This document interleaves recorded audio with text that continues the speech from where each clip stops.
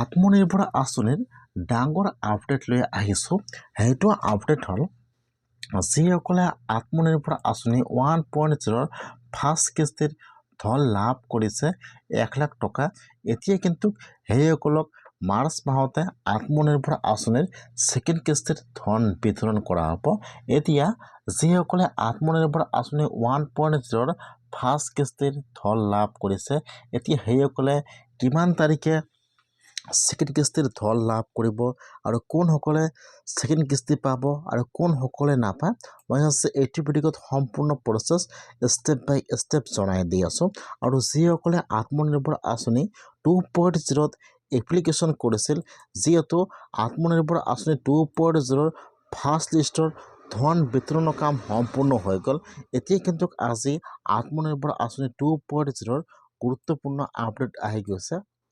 সেইটো আপডেট হ'ল যিসকলৰ চিভিল স্ক'ৰ ভাল আছে আৰু প্ৰজেক্টটো সঠিক হয়, এতিয়া কিন্তু সেইসকলৰ ছেকেণ্ড লিষ্টত নাম আহিব পাৰে অথবা আত্মনিৰ্ভৰ আঁচনি 2.0ৰ ছেকেণ্ড লিষ্টটো মুকলি হৈ যাব।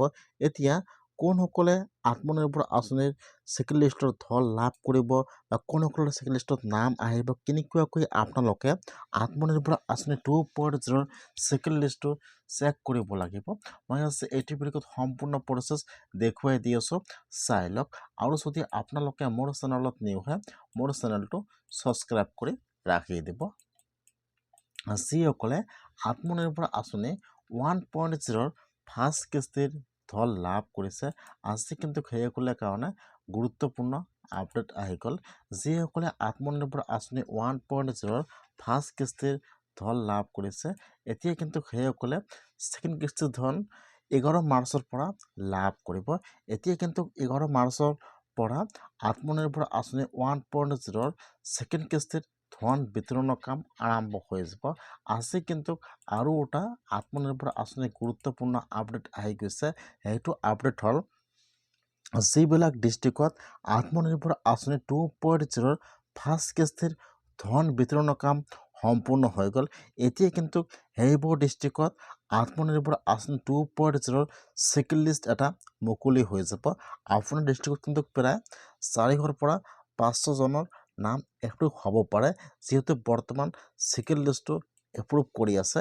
সেইকাৰণে কিন্তু যিসকলে আত্মনিৰ্ভৰ আঁচনিৰ ফাৰ্ষ্ট কিস্তিৰ ধন লাভ কৰিছে, সেইসকলক 11 মাৰ্চৰ পৰা ছেকেণ্ড কিস্তিৰ ধন বিতৰণৰ কাম সম্পূৰ্ণ কৰিব। যেতিয়া আত্মনিৰ্ভৰ আঁচনি 1.0ৰ ছেকেণ্ড কিস্তিৰ ধন বিতৰণৰ কাম সম্পূৰ্ণ হৈ যাব, তেতিয়া কিন্তু আপোনালোকৰ ডিষ্ট্ৰিক্টত আৰু এটা আত্মনিৰ্ভৰ আঁচনি 2.0ৰ ছেকেণ্ড লিষ্ট মুকলি হৈ যাব। সেইকাৰণে যদি আপোনালোকৰ চিভিল স্ক'ৰ 700ৰ ওপৰত থাকে আৰু আপোনালোকৰ ফাৰ্ষ্টত নাম অহা নাই, তেনেহ'লে আপোনালোকৰ নামটো ছেকেণ্ড লিষ্টত আহিব পাৰে। কেনেকুৱাকৈ আপোনালোকে ছেকেণ্ড লিষ্টটো চেক কৰিব লাগিব, নেক্সট ভিডিঅ' আহি আছে।